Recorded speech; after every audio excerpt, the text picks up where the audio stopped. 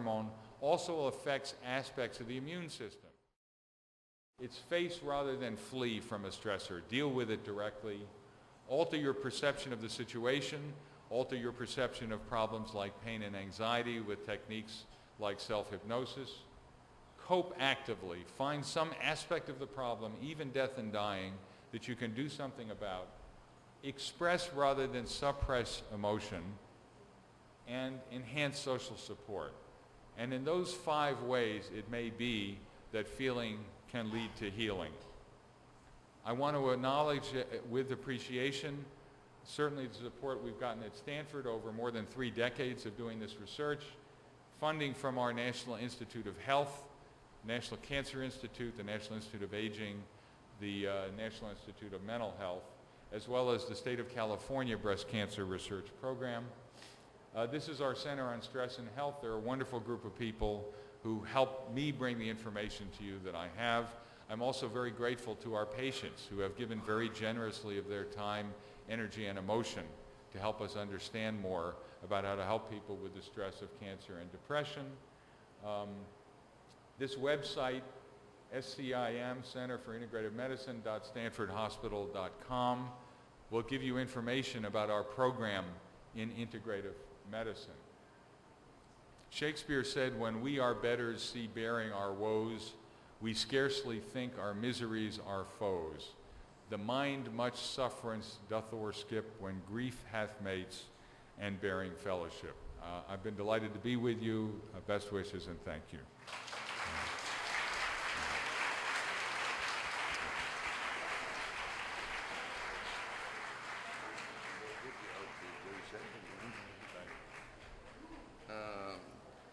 We will have a 15-minute break, after which we will have an open forum that will be moderated by one of the most venerated psychologists in the country, that is Dr. Hani Karandang. Hani Karandang used to have a clinic next to my office, and every time I would pass by, I would consider going in for counseling. I did not. In hindsight, I think I should have. So now we're going to have snacks served. You don't, Ginny, they don't have to move from the chair. You don't have to move. You don't have to move from your seats. The snacks will be served. They are a fine meal. Don't think that cheap meals are very expensive meals. It's altered perception. They're small because we want to worry about your obesity. So just sit down and enjoy. By the way, please, you have sleep.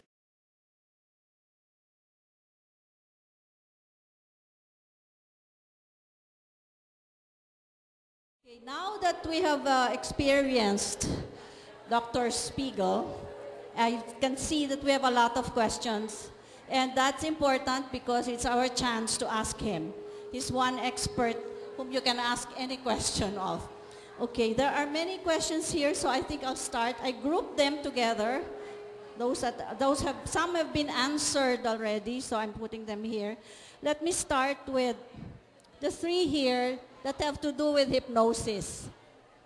May we please listen? Thank you. Okay.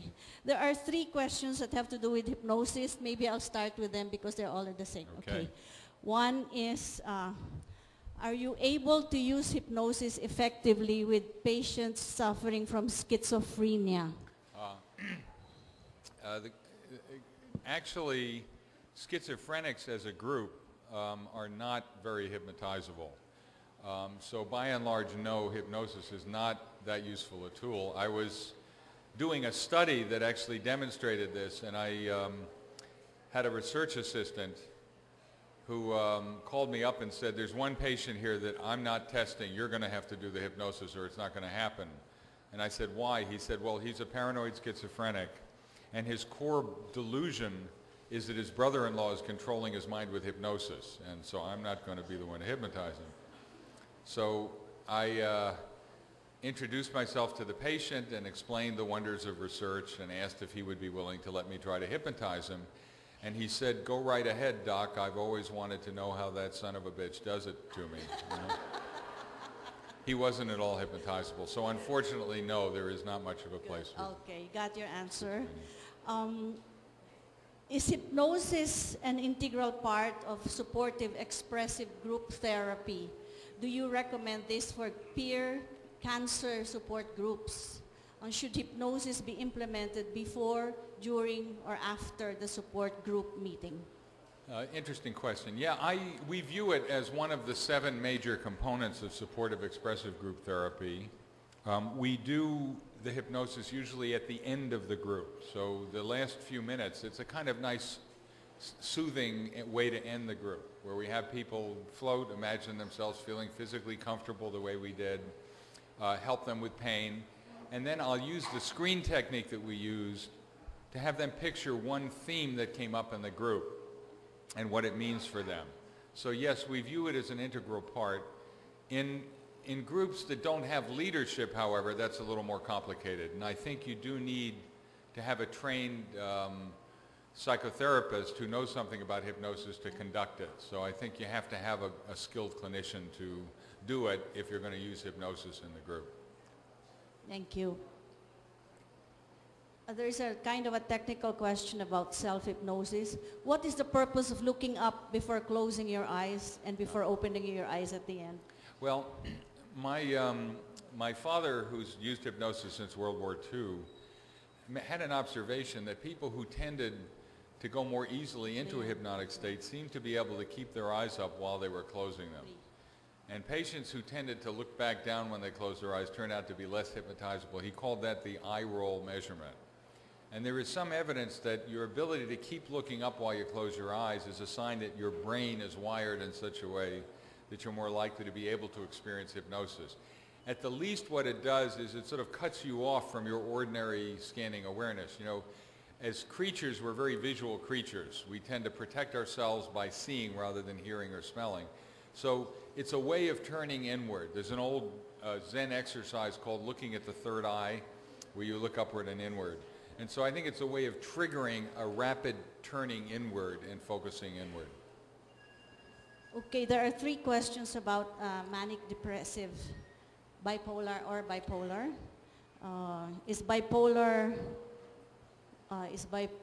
merely a depression illness, or does it have its own current depression category? Bipolar is categorized as a mood disorder, as is depression, but it is separate from just major depression. However, the thing to keep in mind is that even when people are high, when they say everything's great, the world is fine, I have no problems, I don't need any sleep, and they go out and spend all their money, there's usually depression lurking right under the surface. So it's kind of very fragile, and then suddenly they'll crash and they'll get very depressed. So it's a variant of depression, but it has unique characteristics because most depressed people don't get high in between, they just get back to normal. Okay, I'll give you 2 questions. The same topic. Are some people born with a tendency to depression? What is manic depressive? And you've said it, bipolar. What are the signs of anyone getting into depression? And my daughter has been suffering from manic depressive for the past 20 years. How can I help her discard negative thoughts which has been occupying her mind every now and then? And what about depression over money problems? I don't know how you're going to put them together. All right. Well, whichever. I think how can you tell? Well, people clearly show these disruptions in their mood. They'll be down when you can't quite. There don't seem to be any obvious reason for them being so down. They'll feel hopeless, helpless, and worthless. In other words, they're not just sad about a disappointment, like losing a job or having financial problems. They just feel overwhelmed and terrible and that they're not worth anything. So it moves from the stressor itself to just feeling bad about yourself and not focusing on what it is that's making you feel bad. The other thing to look for is disruption in the normal daily functions. So people who stop eating, who don't sleep well, or some depressed people eat too much, who don't sleep well, particularly wake up early in the morning. If they lose their interest in school or in work, so you can see that whatever's going on, they're not functioning well, that's a sign that they may have depression or bipolar disorder. For the young woman who's had it for 20 years, it's very sad. There are good psychotherapies as well as medications for bipolar disorder. So drugs like lithium and some of the mood stabilizers can be very helpful. And there are good psychotherapies. So if she's still not stable after 20 years, I would try and find a good psychiatrist or psychologist who can work with her to better manage her thinking. Thank you. This is an interesting question. How best to help a person grieving for multiple losses, loss of spouse, this is actual case, temporary loss of career, loss of voice, etc. We have written him a letter of sympathy and acknowledgement of previous contributions to society. He responded by email saying that he will meet with us when he is better. He's still in a relative isolation, stays home mostly, and refuses visitors. Can you comment? Well, that's a tough one. I think it's certainly great that you're reaching out to this person who's lost. You know, what you can do is sort of gradually escalate. You know, you can drop off some food at his home, make sure that he's got something to eat. You could drop in for a short period of time and just say, I just wanted to say hello. One other thing that I sometimes do as an approach with people like this is to say, humor me. I know you don't think you need any help, but I'm worried about you, and I would feel better if you let me talk to you a little bit. So it's a way of saying, you're helping me. It's not that I'm here to help you. You're helping me because I'm worried about you. So let me help you a little bit. And I would just sort of, the main thing is to remain politely insistent, to keep at it. Don't get discouraged. And even if you get rebuffed the first 3 times, maybe the 4th or the 5th, you'll be able to help them. Thank you. I think that question is in the minds of a lot of people. I've heard it many times. Thanks for that answer. Is stress clinic helpful to Asperger problems and ADD and ADHD? So these are Asperger's, ADD, and ADHD, attention deficit hyperactivity disorders, are problems of behavior, attention, and social integration that often affect some young people, and some people may have even into adult life. There are treatments for them. Some of them are medications. There's some controversy about the medications because some of the drugs that help with attention deficit hyperactivity disorder are actually stimulants, and you would think that's the last thing you'd want to use. But it turns out that when people are hyperactive already, that you actually can calm them down a little by giving them stimulants. It's certainly worth a trial with a good child psychiatrist to see whether the medications may help.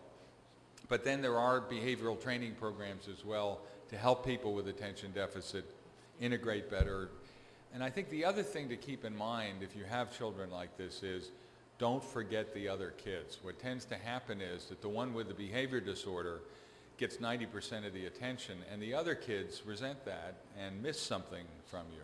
So you want to try and set things up so that you do what you need to do to help the troubled kid, but you give plenty of love and attention to the ones who are not the ones with the ADHD.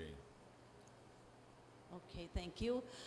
This is a tough one. I'm in full agreement with you regarding stress and depression, or stress depression. But if the patient is sick with cancer, I don't see the doctor approach of treatment.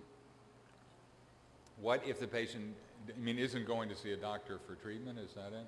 It seems that if the patient is sick with cancer, then maybe doesn't believe that psychiatry works. Does it mean that psychiatry always works. Yeah, Something like that. I think that's been the problem, is that we've tended to think if they have a real medical problem, they don't need help with their head anymore, and that's just not true. And as physicians, we're used to working with one another, consulting to one another, and I have many situations where patients are getting very vigorous and active medical treatment, radiotherapy, chemotherapy, hormonal treatments, and I deal with the emotional part of what's going on.